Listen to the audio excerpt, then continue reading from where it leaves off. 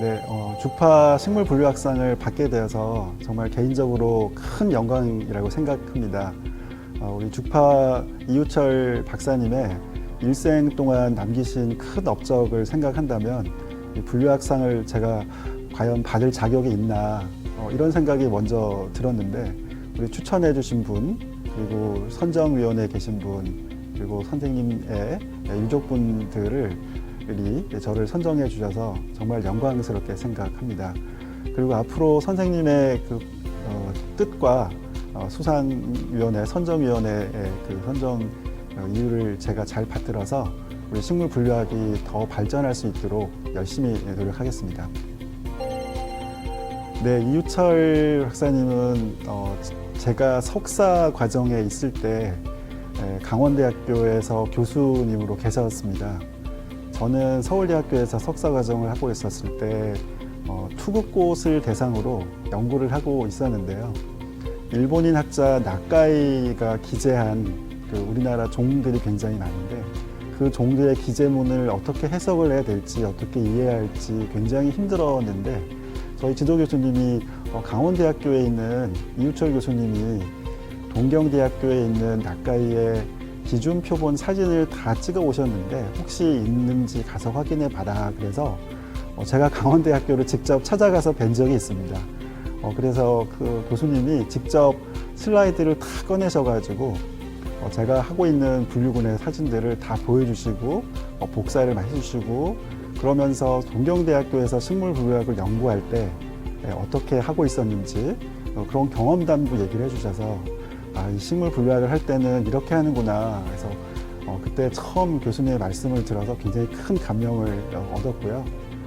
그 다음에는 교수님이 저희 학교에 있는 표본관에 찾아오셔서 표본을 보시는데 어느 날 저한테 오셔가지고 이 표본 어디서 채집했냐 라고 물어보셨습니다. 제가 제 분류군을 채집하면서 지나가다가 꽃이 핀 식물을 같이 채집을 한 기회가 있었는데, 그 식물이 찾다 보니까 북한에만 있는 종이어서 저는 그냥 무심코 그냥 그렇게 식물 이름을 라벨에 써놓고 표본관에다가 저장을 해두었는데, 교수님은 그 표본의 중요성을 아시고 다시 한번 연구를 하시려고 저한테 어디서 그것을 채집했는지 물어보셨던 그런 개인적인 기억이 지금도 생생하고요.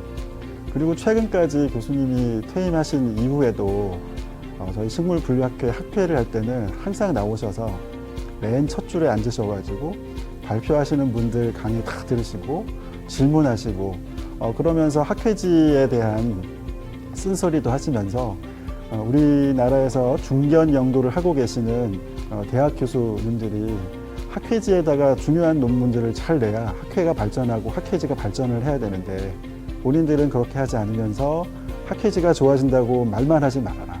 이렇게 큰 소리, 쓴소리를 하시면서 학회에 대해서 그 학회지에 대해서, 학회지 발전에 대해서 말씀을 하신 그런 기억이 너무나 생생합니다. 그래서 제가 우리 식물 분류 학회지 편집 간사, 편집위원장을 지금 하고 있으면서 항상 이우철 교수님이 해주셨던 그 말씀을 늘 가슴에 새기면서 논문도 리뷰하고, 그리고 매해 매호 발간을 하고 있습니다.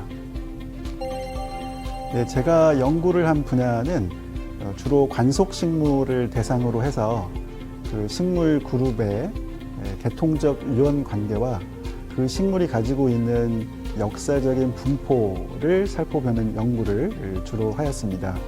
대표적으로 장미과에 속하는 국수나무 족, 그리고 장미과 전체의 계통, 너도 밤나무과의 계통을 주로 연구를 했고요.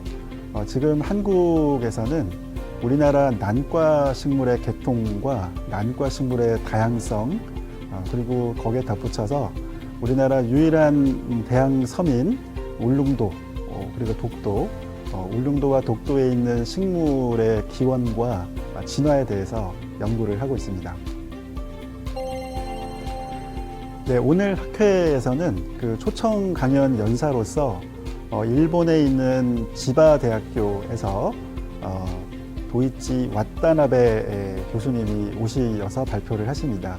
왓다나베 교수님은 평생을 젊은 분이시지만 우리나라 진달래 속에 속하는 진달래 속을 연구를 해 오신 분인데 일본에 있는 종을 쭉 연구를 해 오셨지만 우리나라에 있는 종과 분포가 겹치기 때문에 동아시아 지역 전체에 진달래 속을 연구를 하고 있습니다. 그래서 우리나라뿐만이 아니라 일본 전체, 동아시아 전체의 진달래 속의 진화와 개통 그리고 발달에 대한 연구를 오늘 발표를 해주실 텐데 매우 흥미가 있을 거라고 생각이 되고요. 두 번째는 최근 성균관대학교에서 박사 학위를 하신 전지현 박사님이 장미과 장미 속에 속한 식물의 개통에 대해서 발표를 하실 텐데 굉장히 어려운 장미 속이 우리나라를 포함한 동아시아에서 어떻게 종이 분할을 했고 그 종들이 가지고 있는 유전체가 어떤 식으로 분할을 하면서 연동이 되어 있는지에 대한 최신 연구를 아마 발표를 하게 될 텐데 매우 흥미있을 거라고 생각이 됩니다. 네, 식물 분류학은 전통적으로 식물 다양성을 기초로 해서 다양한 식물들의 유연 관계와 그 기원에 대한 연구를 하는 학문입니다.